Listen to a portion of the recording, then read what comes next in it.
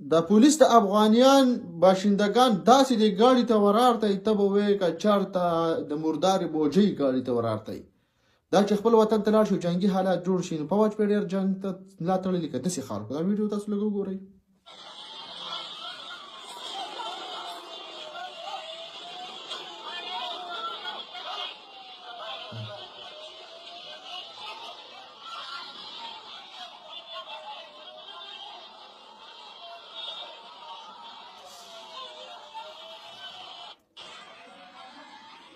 دا د مردارې یا څه بوجۍ نه دي راغسته چې ګاډي ته یې ورولي، دا افغانان ورولي. اوس به ډېر کسان وایي چېرې دې له خو ټایم ورکړی شوی او په هغه ټایم کې دوی ولې نه تلل. دا منم چې دې 21 تاریخ ډیډلاین ورکړی شوی، خو د یو کس چې مجرم یې قتل یې هم کله وي که نه، خو هغه هم د مجرم څخه خپل حقوق وي، څخه خپل دغه وي، هغه شانتې به ارست کړي او هغه شان به عدالت ته پیش کړي.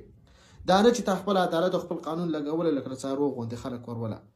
بیا هم دا تاسو چې څه وکړه زه به ووایو چې ښه مو وکړه. پنجاب دی په پښتونخوا کې چې کوم حال جوړلی دې ته کم وهئ. زموږ پښتانه کسان چې کوم رالګي هغو چې په کومه بېعزتۍ باندې دروز راغستی دی دا به هم پرېږدو.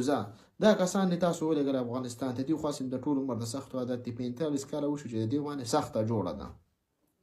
دوی خپل وطن افغانستان ته لاړ او د پاکستان سره دوی کش کړاب جوړ شو په کرښه باډر باندې.